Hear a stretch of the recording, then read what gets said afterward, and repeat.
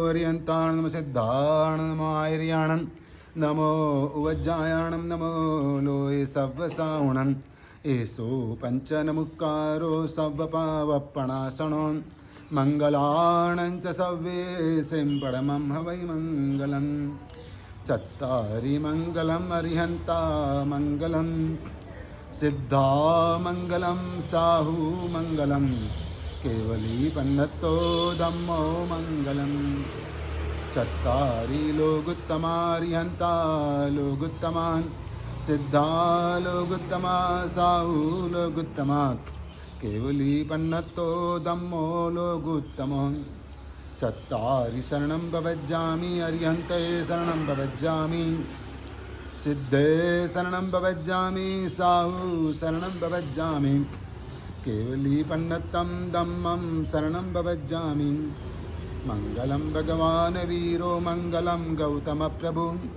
मङ्गलं स्थूलभद्राद्या जैनधर्मोऽस्तु मङ्गलम् अङ्गूठे अमृतवसे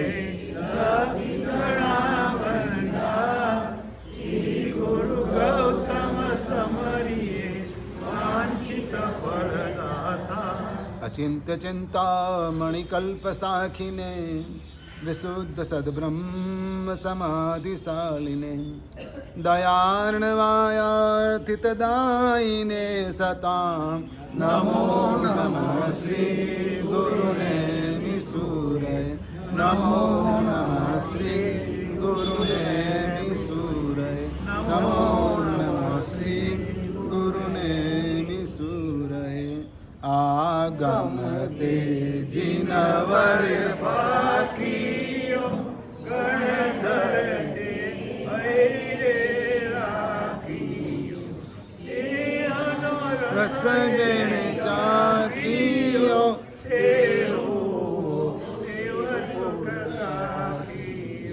तेहो शिव सुख साखी કોઈ પણ વસ્તુ ભણવાને માટે તપ જરૂરી છે. એટલું તપ નહીં પરંતુ સાથે સાથે તેને યોગ્ય ક્રિયા પણ જરૂરી છે અને તો જ શાસ્ત્રકાર ભગવંતો જે તે સૂત્ર ભણવાની આજ્ઞા આપે છે. ગૃહસ્થ જીવનમાં તમારે માટે નવકાર ભણવા માટે પણ તપ કરવું જોઈએ. કરેમી બંતે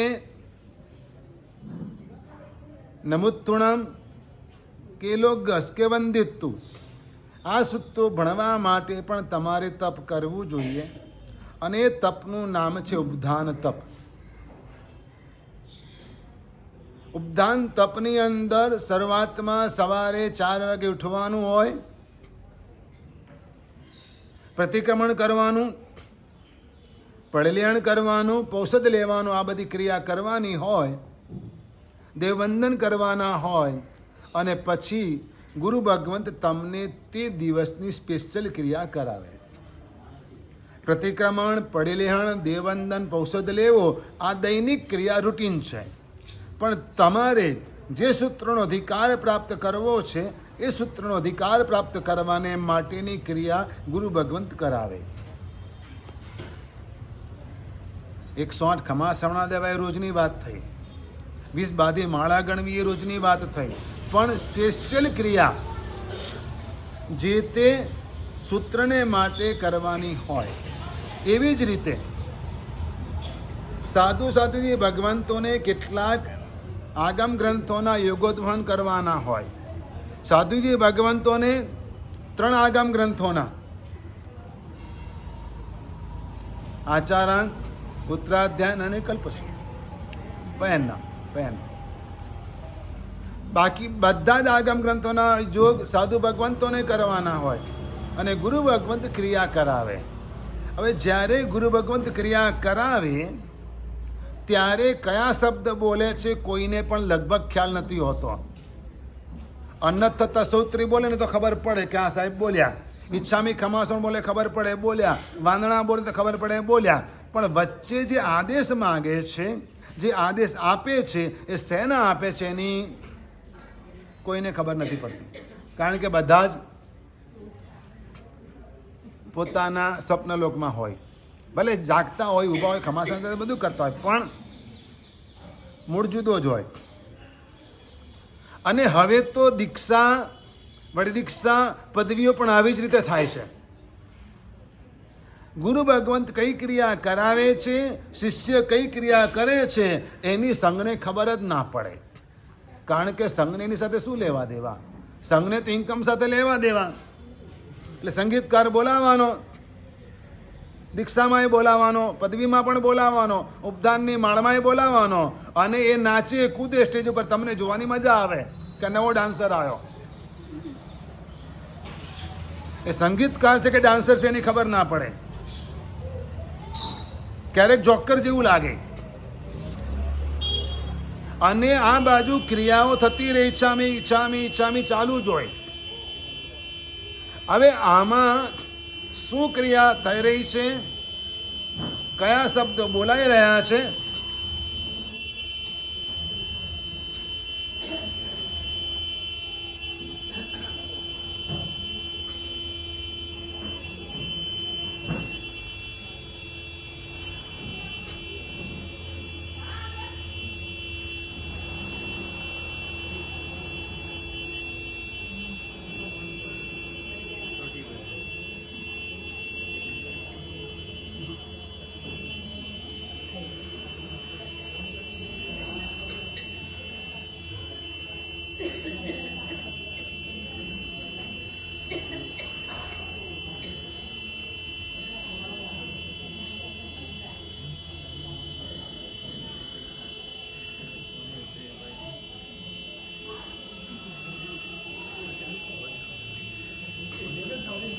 સોસાયટીમાં છે, સોસાયટીમાં છે.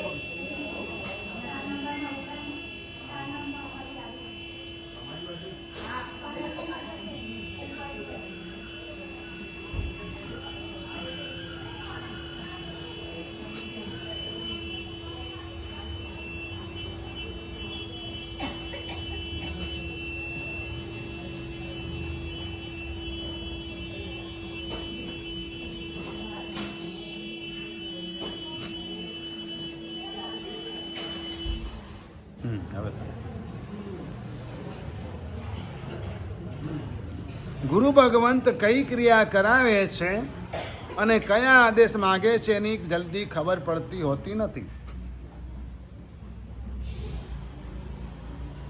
ગુરુ ભગવંત ક્યારેક ઉદ્દેશ શબ્દ બોલે છે, ક્યારેક સમુદ્દેશ શબ્દ બોલે છે, અને ક્યારેક અનુજ્ઞા શબ્દ બોલે છે. જ્યારે ભગવતી સૂત્રના યોગોદ્વન ગુરુ ભગવંત કરે અને પૂર્ણતાએ પહોંચે ત્યારે ગુરુ ભગવંતને ઘણી પદવી આપવામાં આવે છે. ઘણી પદવી આપવામાં આવે એનો મતલબ એ થયો કે સાધુ ભગવંતને ભગવતી સૂત્રની અનુજ્ઞા આપવામાં આવી. એટલે કે તેઓ ભગવતી સૂત્ર ભણી શકે છે અને એના ઉપર સ્વાધ્યાય કરી શકે છે અને પોતાના શિષ્યોને, યોગ્ય શિષ્યને તે ભણાવી પણ શકે છે. આ એમને અધિકાર પ્રાપ્ત થયો. તમને જે સૂત્રો મળ્યા છે એ સૂત્રો ક્રેડિટ પર મળ્યા છે. નવકાર મળ્યો છે એ ક્રેડિટ પર મળ્યો છે કે તમે જૈન છો, કાલે શ્રાવક બનશો અને આગળ વધીને તમે ઉપધાન કરશો અને તમારી આ જવાબદારી પૂરી કરશો અને યોગ્યતા પ્રાપ્ત કરશો. યોગોદ્વહન કરવા એટલે યોગ્યતા પ્રાપ્ત કરવી. હવે ઉદ્દેશ એનો મતલબ એ થયો કે ગુરુ ભગવાન પહેલી વાર પાઠ આપે એને ઉદ્દેશ કહેવાય. મેં પહેલા જુદી વ્યાખ્યા આપી હતી, આજે જુદી વ્યાખ્યા આપું છું. ગુરુ ભગવાન પહેલી વાર પાઠ આપે એને ઉદ્દેશ કહેવાય. એટલે કે તમે ગાથા લેવા આવ્યા, તમને ગુરુ ભગવંતે ગાથા આપી, એનો અર્થ સમજાવ્યો. ગુરુ ભગવંત ગાથા આપે એટલે અર્થ સમજાવીને જ ગાથા આપે. અર્થ સમજીને ગાથા લેવાથી ગાથા જલ્દી યાદ રહી જાય, સરળતાથી યાદ રહી જાય. એટલે પહેલી વખત પાઠ આપે એને ઉદ્દેશ કહેવાય. હવે શિષ્ય એ પાઠ લે પછી એ પાઠને સ્થિર કરે, એટલે કે સમજે. પોતાની જાતે પોતાના આસને ગયા પછી એ પાઠનું અધ્યયન કરે, એને સમજે. ગુરુ ભગવાન પાસે આવે, ગુરુ ભગવાન એને ક્રિયા કરાવે. એ પાઠ સ્થિર થઈ ગયો છે એમ ગુરુ ભગવાનને ખ્યાલ આવે એટલે ગુરુ ભગવાન સમુદ્દેશની ક્રિયા કરાવે.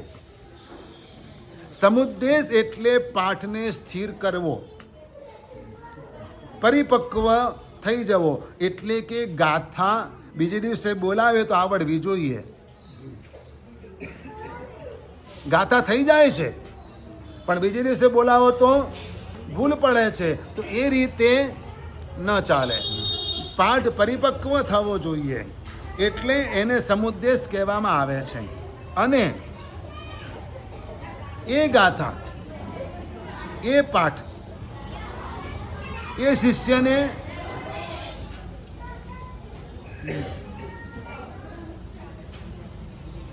બરાબર સમજાઈ જાય એટલે ગુરુ ભગવાન સમય જતાં એ શિષ્યને અનુજ્ઞા આપે. એટલે કે હવે તમે આ પાઠ બીજાને આપી શકવાને માટે યોગ્ય થયા છો, તો એને અનુજ્ઞા કહેવાય. ઉદ્દેશ, સમુદ્દેશ અને અનુજ્ઞા. પણ બધાને બધી વાતો સમજાતી નથી.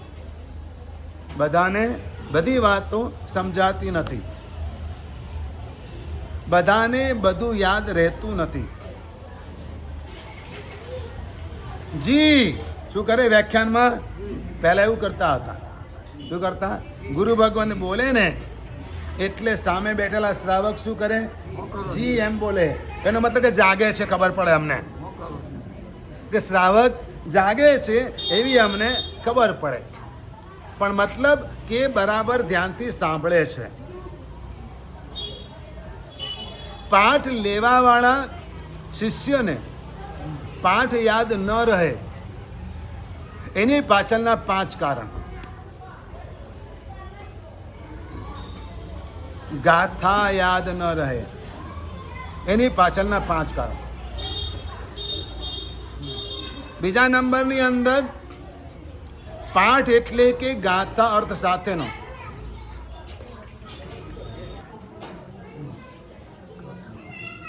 પાઠ યાદ ન રહે, પાઠ સમજાય નહીં એની પાછળના 5 કારણ. પહેલું, મતિની દુર્બળતા. મતિની દુર્બળતા એને કારણે પાઠ સમજાય નહીં.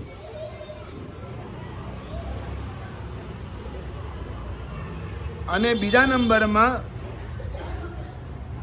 શંકા દૂર કરનાર ગુરુ ભગવંત ન મળે. મનમાં ઘણા પ્રશ્નો હોય પણ કયા ગુરુ ભગવંતને પૂછવું, અથવા તો આ ગુરુ ભગવંતને પૂછાય કે ન પૂછાય, અને હું પૂછીશ તો સાહેબ શું કહેશે, મારી વાત સાંભળશે કે નહીં સાંભળે.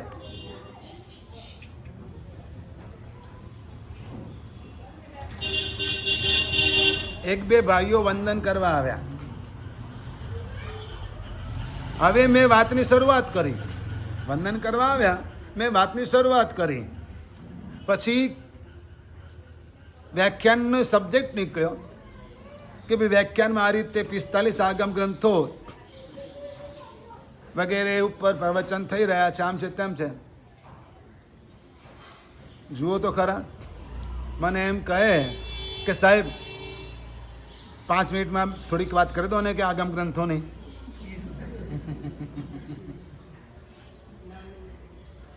હવે એટલે રેડિયો સમજે છે કે બટન ચાલુ કરો એટલે ચાલુ થઈ જાય. 5 મિનિટમાં કહી દો ને સાહેબ. ભાગ્યશાળી પોતાની આ પ્રકારની હોશિયારી બતાવવી,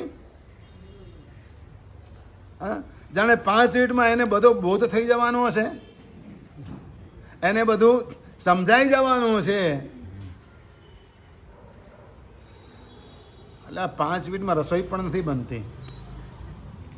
હા, કલાક અડધો કલાક લાગે, કેટલી મહેનત કરે ત્યારે સવારથી ચાલુ કરે ત્યારે તમને ટાઈમસર જમવાનું મળે છે.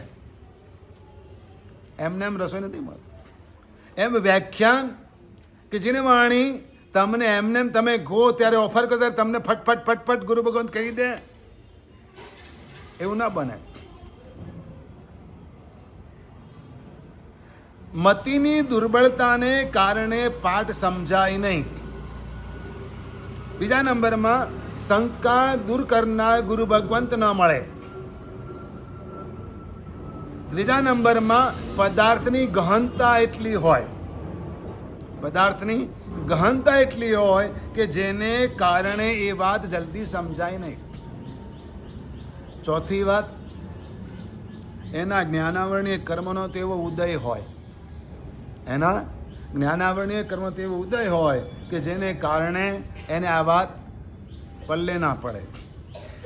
અને પાંચમું કારણ, હેતુ કે ઉદાહરણ અવેલેબલ ના હોય.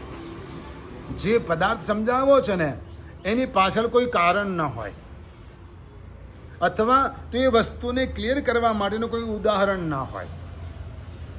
આગમ ગ્રંથોમાં ઉદાહરણો, દૃષ્ટાંતો, કથાનકોનો કોઈ પાર નથી. 4 અનુયોગમાં એક અનુયોગ કથાનુયોગ પણ છે, એટલે કે કથાઓ છે. વિના દ્રષ્ટાંત નહીં સિદ્ધાંત. સિદ્ધાંતની વાતો દ્રષ્ટાંત વગર ગળે ઉતરે જ નહીં, એટલે યોગ્ય દ્રષ્ટાંત જોઈએ. આજથી 6ઠું અંગ સૂત્ર આગમ સૂત્ર જ્ઞાતા ધર્મ કથાંગ સૂત્ર ચાલુ થાય છે. શબ્દ અંદર આવી ગયો કથા, એટલે કે આની અંદર કથાઓ છે, આની અંદર કથાઓ છે. કથાઓ અનેક પ્રકારે હોય. આત્મકથા પણ હોય, જીવન કથા પણ હોય, આત્મકથા પણ હોય, જીવન કથા પણ હોય, ક્યારેક દૃષ્ટાંત કથા પણ હોય, ક્યારેક રૂપક કથા પણ હોય. કથાના અલગ અલગ પ્રકાર છે. કથાઓના અંતે ઉપદેશ શું લેવાનો છે, મોરલ શું પ્રાપ્ત કરવાનું છે, એ વાત બહુ વધારે મહત્વની છે. આ આગમ સૂત્રની અંદર 2 શ્રુતસ્કંદ છે. એકનું નામ જ્ઞાતા, બીજાનું નામ છે ધર્મકથા. બેને નામ જોડો એટલે જ્ઞાતા ધર્મકથા એવું નામ બને.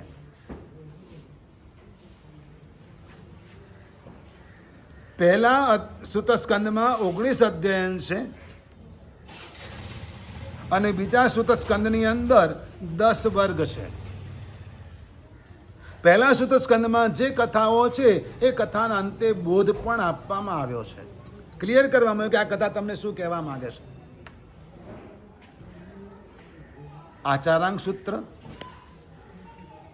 10 વૈકાલિક સૂત્ર, જ્ઞાતા ધર્મ કથા સૂત્ર. આ 3 સૂત્રો અનેક રીતે સાધુ ભગવંતને માટે ઉપયોગી છે. પહેલી વાત, આચારાંગ સૂત્ર એ સાધુઓની આચાર પોથી છે.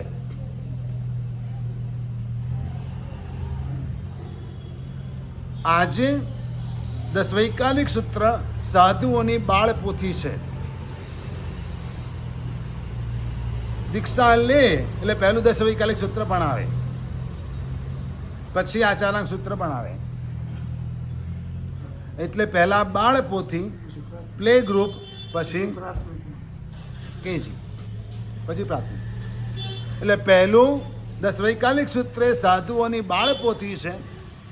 આચારાંગ સૂત્ર એ સાધુની આચાર પોથી છે. અને આ જ્ઞાતા ધર્મ કથા સૂત્ર જે છે ને એ સાધુની વૈરાગ્ય પોથી છે. સાધુઓની વૈરાગ્ય પોથી છે. આ શુદ્ધ જ્ઞાન છે. જ્ઞાન પંચમીના દિવસે બધા જ્ઞાનની આરાધના કરે છે. પાઠશાળામાં જાય તો બાળકો અને જેને ગાથા કરવી હોય એ બધા 5 ખમાસમણ આપે છે અને જ્ઞાનની આરાધના કરે છે. જ્ઞાન પંચમીએ બધા પૌષધ કરે, ઉપવાસ કરે અને દેવવંદન પણ કરે. પાર્શનાથ ભગવાનની આરાધના કરે ને તો દર દસમ એકાસનું કરે, વદ દસમે. જ્ઞાનની આરાધના કરવા વાળા દર સુદ પાંચમે ઉપવાસ એકાસનો એમ્બિલ કરે, પણ ક્રિયા શું કરે?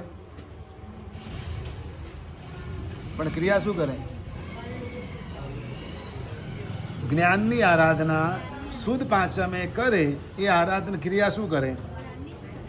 જ્ઞાનની જ કરે. ઓકે, રાઈટ, બરાબર. જ્ઞાનની જ એટલે પણ કઈ કઈ ક્રિયા કરે એમ. તમે કહેશો કે 5 લોકોનો કૌશક કરીએ, 5 સાત્યા કરીએ, 5 ખમાસમણા દે, થઈ ગઈ જ્ઞાનની ક્રિયા, પાંચમની આરાધના પૂરી થઈ ગઈ. હા, નવકારળી ગણે, હા, ઓમરીમ નમો નવકારળી ગણે. એનાથી વધારે કશું ના કરાય ને, કરવાનું ના હોય ને. હા, ભણવું પડે, ગાથા કરવી પડે, 2 ટાઈમ પ્રતિક્રમણ કરવું પડે. બોલો, ભાગ્યશાળી. જો આપણું વિઝન હોય ને તો આપણે કંઈક નવું કરી શકીએ.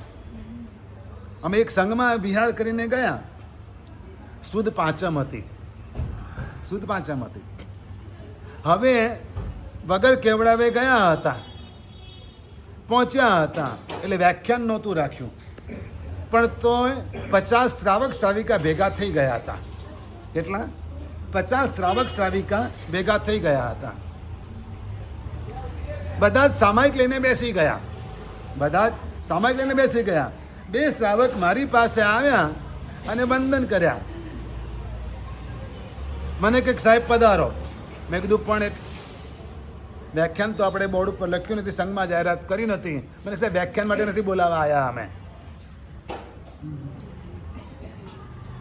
તો પછી મેં કીધું શેને માટે? કે સાહેબ દર સુદ પાંચમે અમે બધા જેટલા પણ બેઠા છીએ જ્ઞાન પાંચમની આરાધનાનું એક મંડળ બનાવ્યું છે અને બધાએ કમ્પલસરી ઓછામાં ઓછું એકાસનું કરવાનો એવો નિયમ રાખ્યો છે. ઓછામાં ઓછું એકાસનું કરવાનું, આમિલ ઉપવાસ કરે તો ચાલે, પણ ઓછામાં ઓછું એકાસ એવો નિયમ રાખ્યો છે. અને દર સુદ પાંચમે અમે સવારે આ ટાઈમે ભેગા થઈએ છીએ અને જ્ઞાન પંચમીના દેવ વંદન કરીએ છીએ. આપ એ કરાવવા પધારો. જ્ઞાન પંચમીના દેવવંદન માગસર સુદ પાંચમે પણ થાય. એટલે દર સુદ પાંચમે પણ. અત્યારે કમાસણ કૌશક કરાવ્યા તો તમને શું થયું કે આ સાહેબ અત્યારે શું કરાવે છે, કે આજે થોડી પાંચમ છે? પણ ભાગ્યશાળી આપણે આગમ ગ્રંથો પધરાવ્યા છે. વાસ્તે ગાસ્તે લઈ ગયા, વાસ્તે ગાસ્તે લાયા. ગઈકાલે સરસ એવી જ્ઞાનની ભક્તિ કરી, આરાધના કરી. જ્ઞાન પ્રત્યે બહુમાન થોડુંક જાગે એનો આ પ્રયાસ છે. મનમાં સ્ફુરે તો આવી જુદી જુદી રીતે જ્ઞાનની આરાધના કરી શકાય અને તો આપણા જ્ઞાનાવરણીય કર્મનો ક્ષયોપશમ થાય અને ત્યારે આવા ગ્રંથો સાંભળવા મળે. કમસે કમ તમને 1 મહિનાની અંદર 5 આગમ ગ્રંથો વિશે જાણવા મળ્યું. બરાબર છે? બધું તો કેવળી ભગવાન પણ કહી ના શકે. એક વાત સમજી લો, જેટલું પણ જ્ઞાન છે એ બધું જ્ઞાન કેવળી ભગવાન ગમે તેટલું આયુષ્ય હોય ને તો પણ કહી ના શકે. જાણે બધું પણ કહી ના શકે. જાણે બધું, જુએ બધું પણ કહી ના શકે. કેમ? શબ્દની મર્યાદા છે. શેની મર્યાદા છે? શબ્દની મર્યાદા છે. એમ એક આગમ ગ્રંથ ઉપર ચાહે એટલા વર્ષોના વર્ષો પણ વ્યાખ્યાન થઈ શકે, પણ અમારી આચારની મર્યાદા છે, તમારા સમયની મર્યાદા છે.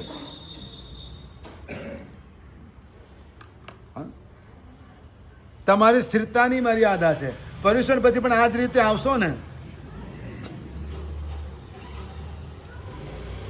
રવિવાર સિવાય પણ આ જ રીતે આવો ખરા ને. એક એંગલ તો મતલબ બધું ક્યારે પણ કોઈ ના કહી શકે.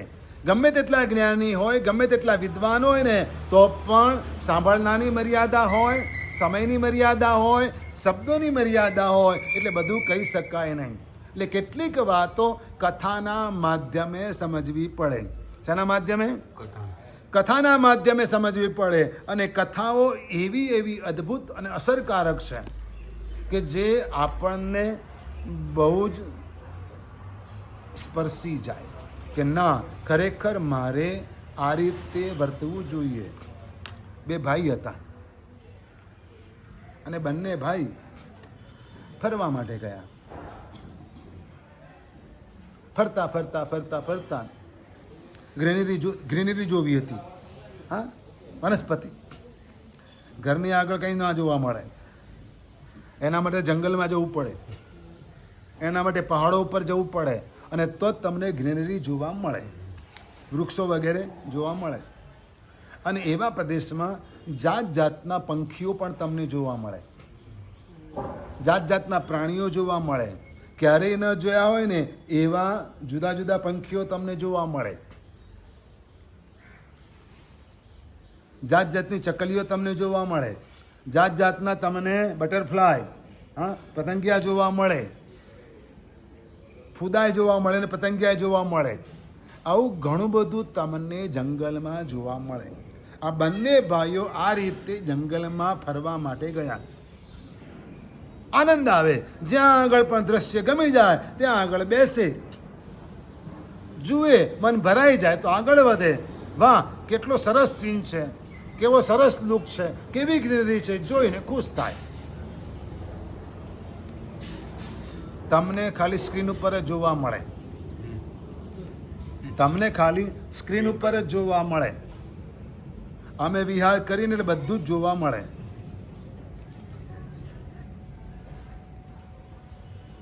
અમે વિહાર કરીએ ને તો બધું જોવા મળે. વાદળો અમારી સાથે વાતો કરે, શિયાળામાં, ચોમાસામાં નહીં. હા, અમે શિયાળામાં શત્રુંજ્ય ગિરિરાજની જાત્રાએ જતા હોઈએ ને તો શું થાય? આવે કે ના આવે? કોઈક વાર મળી જાય.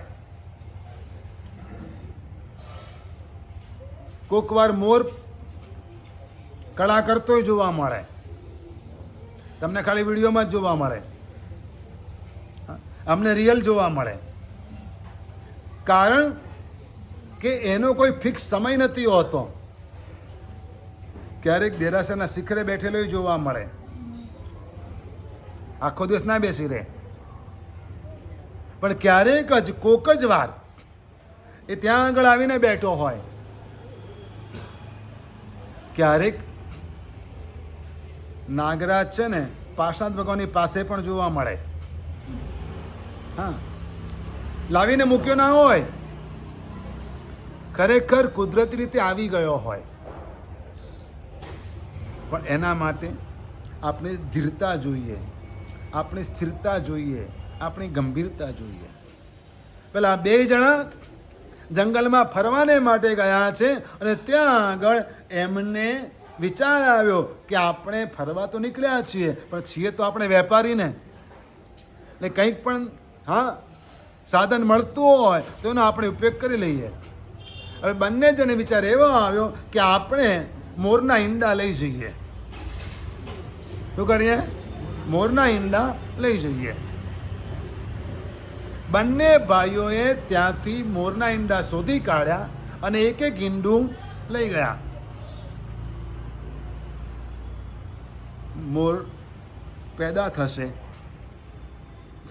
એ નાચશે, હા, આપણને આનંદ આવશે, અને એને કેળવીશું તો આપણને 2 પૈસા મળશે. એવા ઈરાદે તે લોકો મોરના ઈંડા લઈ ગયા. બંને જણાએ પોતાના ઘરની પાછળ એક વાડામાં મોરના ઈંડાને મૂકી દીધા સાચવીને. એકને ત્યાં મોરના બચ્ચાનો જન્મ થયો, બીજાને ત્યાં ન થયો. કારણ કે જેને ત્યાં બચ્ચાનો જન્મ થયો ને એને આટલા દિવસ ઈંડાને છંછેડ્યું નહોતું. એ તો માત્ર ત્યાં ખાલી આંટો મારે, ઉપર ઘાસ વગેરે મૂકી રાખેલું હોય, ત્યાં આગળ કોઈનો પગ નથી પડ્યો ને એટલું જરા જોઈ લે અને આંટો મારીને પાછો આવતો રહે. પણ બીજો છે ને જરા હતપત્યો હતો, એટલે બચ્ચું આવ્યું કે નહીં, મોઢું બહાર નીકળ્યું કે નહીં, એમ આખો દિવસ ઈંડું હાથમાં લઈને તો એમાં ને એમાં એ તો ઈંડું મરી ગયું. હા, અને બચ્ચાનો જન્મ ન થયો. હવે આમાંથી તમને મોરલ સ્ટોરીનું શું મળ્યું? બોધ શું મળ્યો તમને? શ્રદ્ધા રાખવી જોઈએ, શંકા ના રાખવી જોઈએ. આ ગુજરાતીમાં શું કરવું જોઈએ? પ્રભુની વાણી ઉપર શ્રદ્ધા રાખવી જોઈએ, શંકા ન રાખવી જોઈએ. જેને શાસન ઉપર શ્રદ્ધા રાખવી જોઈએ, શંકા ન રાખવી જોઈએ. નવ તત્વ ઉપર શ્રદ્ધા રાખવી જોઈએ, શંકા ન રાખવી જોઈએ. દેવગુરુ ધર્મ ઉપર શ્રદ્ધા રાખવી જોઈએ, શંકા ન રાખવી જોઈએ. સંશયાત્મા વિનશ્યતિ, આ કોણે કહ્યું છે? કૃષ્ણએ ગીતામાં. કે જે શંકા રાખે છે તે નાશ પામે છે, વિનાશ પામે છે. શું થાય છે? ઘરમાં પણ શંકા કરી જુઓ, મજા આવશે, સંસાર સરસ ચાલશે. ઘરમાં પણ શંકા કરી જુઓ, મોબાઈલ હાથમાં લઈ જુઓ, શું થશે? સરસ ચાલશે ને સંસાર? શું થશે ભાઈ? હા, બસ. એટલે સુખેદી જીવવાને માટે શ્રદ્ધા જરૂરી છે.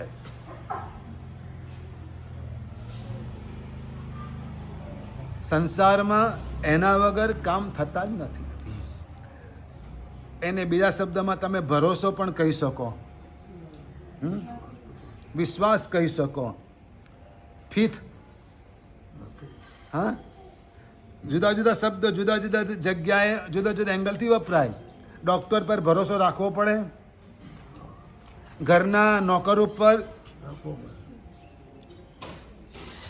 કામવાળી બાઈ ઉપર, રિક્ષાવાળા ઉપર શું કરવું પડે? સાવધાની બધે રાખવાની હોય, પણ ભરોસા રાખ્યા વગર છૂટકો જ નથી. લે છૂટકો નહીં એમ કે છે. તો એવી જ રીતે ધર્મમાં પણ શ્રદ્ધા રાખવી જોઈએ, એમ આ કથા આપણને કહે છે. પણ સૌથી પહેલી વાત ને સૌથી લાંબી જો વાત કોઈની પણ હોય ને તો એ મેઘકુમારની છે. આમાં કોની વાર્તા છે? મેઘકુમારની વાર્તાની અંદર સૌથી લાંબી છે, જે કલ્પસૂત્રમાં ટીકામાં લેવામાં આવી છે. અહીંયાથી જે પ્રસિદ્ધ વાતો છે તે વાતો નહીં કરું, પણ એનું મૂળ ક્યાં છે એની તમને ખબર હોવી જોઈએ. પૂર્વે આ આગમ ગ્રંથની અંદર 3.5 કરોડ કથાઓ હતી. કેટલી છે? અત્યારે માંડ 225 છે. કેટલી છે? એટલે કેટલા % થયા? શું થયું ભાઈ? બરાબર છે ને? આપણે જ્ઞાનની આટલી જ રક્ષા કરી શક્યા છીએ.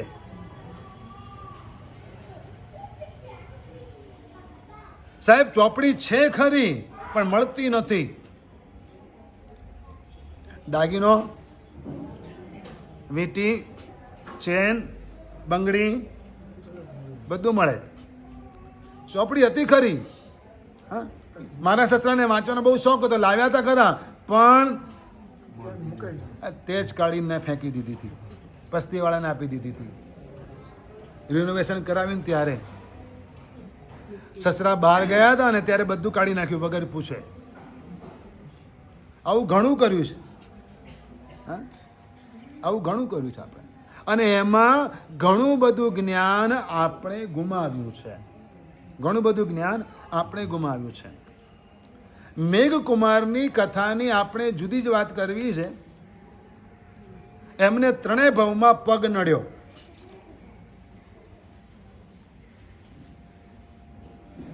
ત્રણેય ભાવમાં પગ નડ્યો. છેલ્લા ભાવમાં સાધુ ભગવંતોના પગ નડ્યા. સંતારો કર્યો તો ક્યાં આવે વારો? છેલ્લે. હવે આટલા બધા સાધુ ભગવંતો હોય, અવર જવર તો ચાલુ જ રહે. એટલે કોકની ઠોકર વાગી, કોકની લાત વાગી અને કોકના પગની ધૂળ જરા શરીરે. હવે આ રાજકુમાર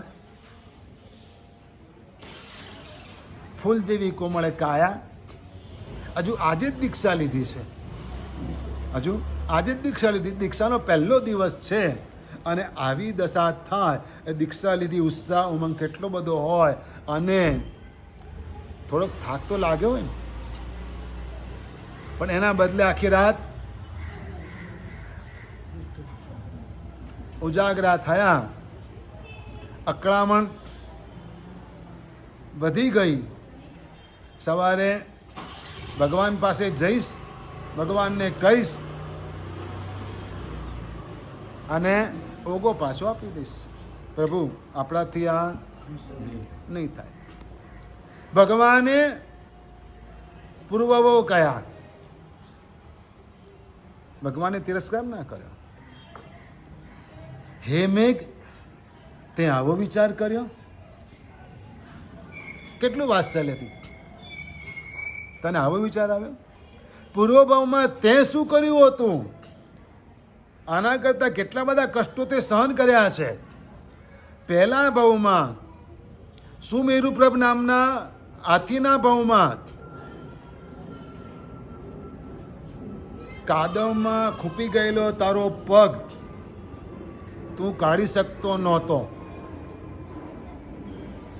ત્યાંય પગ આવ્યો. ત્યાં પણ પગ આવ્યો, તું કાઢી શકતો નહોતો, અને એટલે તારું મોત થયું. એટલે તારું મોત થયું. તે પછીના ફરી પાછા મેરુપ્રભ નામના હાથીના ભાવમાં તે સસલાને બચાવવાને માટે પગ અદ્ધર રાખ્યો સ્વેચ્છાએ.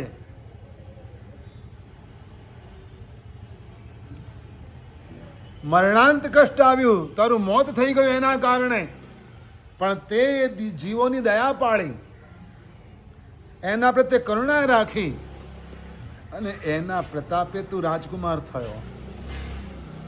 એના કારણે તને આ ચારિત્ર જીવન સુલભ થયું. એમને આ જીવન પ્રાપ્ત ન થાય.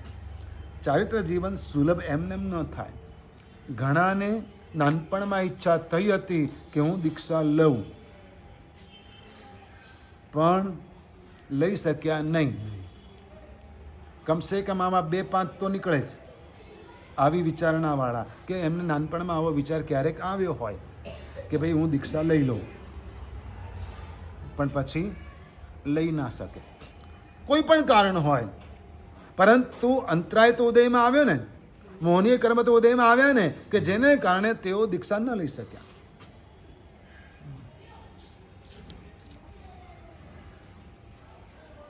આદ્રકુમાર પહેલા પણ હતા અને આજે પણ છે.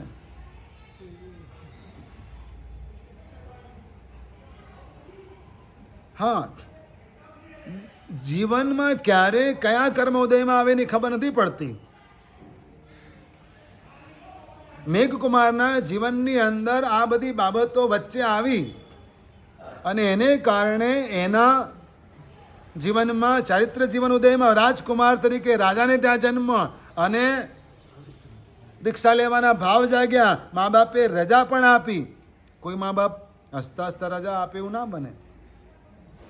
મનથી ખુશ હોય પણ આંખમાં આંસુ તો આવે. એટલે કોઈની પણ દીક્ષા જુઓ તો તમને આવે, પણ ઘેર ગયા પછી પાછા હસતા જ હોય.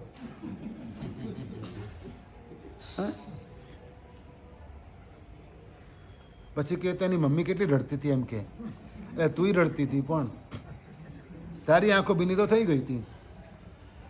કારણ કે ત્યાગ કરવો બહુ જ કઠિન છે. શું છે? ત્યાગ કરવો બહુ જ કઠિન છે. હે મેઘ, તને આ સુલભતાથી પ્રાપ્ત થયું છે. આ જીવે દુર્ગતિમાં, નરક વગેરેમાં કેટલાય કષ્ટો આના કરતાં પણ વધારે સહન કર્યા છે. અને ભગવાને આ વાત સમજાવીને એટલે મેઘકુમાર પાછા ધર્મમાં, સંયમ જીવનમાં સ્થિર થઈ ગયા. હા, આ વાત છે. દરેક કથાના અંતે કંઈક ને કંઈક બોધ આપણને મળે. રત્નચૂડ પણ શીખવાડે. હા, રત્નચૂડ શીખવાડે કે બુદ્ધિ કેમ લડાવવી, જાતને કેમ બચાવવી. ગમે ત્યાં જવું ખરું, પણ આંધળો વિશ્વાસ કોઈના ઉપર પણ મૂકવો નહીં. બધાની વાતો માની લેવી નહીં. બધી જગ્યાએ હા પાડવી નહીં. સુખી થવું હોય તો ના પાડતા પણ શીખવું, નહીં તો દુઃખી થશો હા પાડીને. રત્નચૂડ હવે એકદમ સાવધાન થઈ ગયો છે. 2 જણને તો વિદાય કર્યા, કરિયાણા વાળાને. મચ્છરના હાડકા માંગ્યા, બાણ ભરી આપો. જેટલા વજનનું કરિયાણું લઈ ગયા છો એટલા વજનના મચ્છરના હાડકા ભરી આપો. તમે કીધું તું તું જે માંગીશ એટલા વજનનું ભરી આપીશું, નહીં તો ધન આપો. 4 લાખ પડાવી લીધા રત્નચૂડાએ. પેલા લોકો ચૂપચાપ જતા રહ્યા, આપવા પડ્યા. પેલો આંખવાળો આવ્યો હતો ને, મારી આંખ ગીરવે મૂકી તારા બાપાને ત્યાં, હા લે આ સોના મોરો, અને 1000 સોના મોરો આપી દીધી હતી. પેલા એ આંખ લીધા વગર ને સોના મોરો લીધા વગર પાછા જવું પડ્યું. હવે પેલા આવ્યા હતા ચોવટિયા. હા, ઊભા ઊભા ગપ્પા મારતા હતા ને કે દરિયાનું પાણી કેટલું, કે અંદાજે કેટલું હશે, કેટલા ગેલન. આ નદીઓ ખરી ને, આ નદીઓની અંદર રેતી ખરી, રેતી અંતે કેટલા ક્વિન્ટલ, કેટલા ટન હશે. આ બધી ગપ્પા મારતા હતા ને આમાં આને ફસાઈ દીધો હતો કે તારે દરિયાનું પાણી માપી આપવાનું. કીધું હા બરાબર છે, મારી શરત છે, મારે દામાને દરિયાનું પાણી માપવાનું. ચલો આપણે જઈએ, દરિયા કિનારે જઈએ. ગયા, દરિયા કિનારે ગયા. પેલા પેરેગીરોને સાથે લઈને જ ગયો હતો. જો ન માપી આપે તો આની બધી લક્ષ્મી પેલા બદમાશો લઈ લેવાના હતા, અને જો આ બધો જવાબ આપી દે અને પેલા લોકો ફસકી જાય તો પેલાનું બધું આને રત્નચૂડને મળવાનું હતું. ચલો દરિયા કિનારે ગયા કે જો કે મને દરિયાનું પાણી માપી આપવામાં કોઈ વાંધો નથી, બધું કરી આપીશ, પણ એક કામ કરો કે આ દરિયાની અંદર જેટલી નદીઓ મળે છે ને પેલી બધી સ્ટોપ કરો. એટલે કે એ કઈ રીતે થાય? એવું પેલા લોકોએ એમ જ કીધું, પેલા બદમાશ હોય, આ કઈ રીતે થાય? તો કે પછી તો દરિયાનું પાણી મપાય કઈ રીતે? હું માપતો જાઉં, પેલું આવતું જ જાય, હું માપતો પેલું આવતું, તો પછી મપાય નહીં. જવાબ સાચો અપાય ને તો તમે મને લૂંટી લો. તો એમ કેમ થાય? તો કાંઈ નહીં, કે તમે હવે ફસાયા, તમારે ધન બધું મને આપી દેવાનું, ચલો શરત પ્રમાણે. એટલે પેલા 4 જણાએ શું કરવું પડ્યું? નીચી મુંડીએ બધું આપી દેવું પડ્યું, છૂટકો નહોતો રહ્યો. પેલો મોજડી વાળો મોજડી લીધી હતી, બહુ ગમી ગઈ હતી, ચમચમતી હતી, મસ્ત મજાની. હા, આમ ચાલે ને તો અવાજ આવે, ચમ ચમ અવાજ આવે, એવી સરસ મજાની મોજડી હતી. ગમી ગઈ હતી, લીધી હતી. શરત એટલી હતી, એના બદલામાં તારે મને ખુશ કરવાનો, અને હું ખુશ થઉં એટલે વાત પતી ગઈ. તારે પછી એના કોઈ પૈસા આપવાના નહીં. એ મોજડી વાળો આવ્યો, બોલ ભાઈ નહીં તો પછી તારું બધું ધન મને આપી દેવું પડશે. જો હું ખુશ ના થઉં તો તારું બધું ધન. આ શરત હતી. એટલે રત્નાચૂડે કીધું, જો ભાઈ,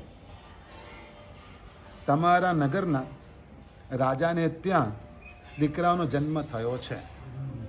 બોલ, તું ખુશ થયો કે ના થયો?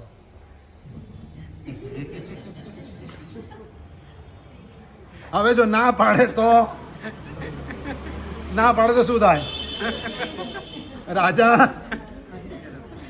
ભાઈ આવી ગયા ડબ્બામાં, પતી ગયું. એટલે એને પણ શું કરવું પડ્યું? બધું આપીને ભાગવું પડ્યું. અરે મહા બદમાશો બધા છેક ઉપર સુધી હપ્તા પહોંચાડવા વાળા જ હતા આજની જેમ. એટલે રાજાને ખબર પડી કે આવો કોઈક બુદ્ધિનો બાદશાહ આવ્યો છે મારા નગરમાં, કે આ બધાને એને તો લપેટમાં લીધા. એટલે રાજાએ રત્નચૂડને બોલાવ્યો પોતાની પાસે. રત્નચૂડ વિચારે કે રાજાનું આમંત્રણ આવ્યું છે, રાજા તો આ બધાનો ગુરુ છે પાછો. હા, કારણ કે આ બધેથી હપ્તા ત્યાં સુધી જાય છે. એમ રણઘંટાએ બધું કહી દીધું હતું કે જો આ આખું ગામ અમારું આવું જ છે, કે છેક સુધી હપ્તા જાય, બધા સાહેબને આપવા જ પડે. તમારી যদি 500 લે તો એને 50 મળતા હોય, બાકીના 450 ઉપર જતા હોય. ટુકડે ટુકડે ટુકડે ટુકડે. આજે નહીં, પહેલેથી આવું ચાલે. પણ એ સારું નથી. હવે રાજાને ત્યાં રત્નચૂડ જવા નીકળ્યો, મનમાં વિચાર કરી નીકળ્યો કે મારે રાજાને ત્યાં જઈને શું કરવું. હવે જાય છે, નથી જતો, અને શું કરે છે તો આવતીકાલે.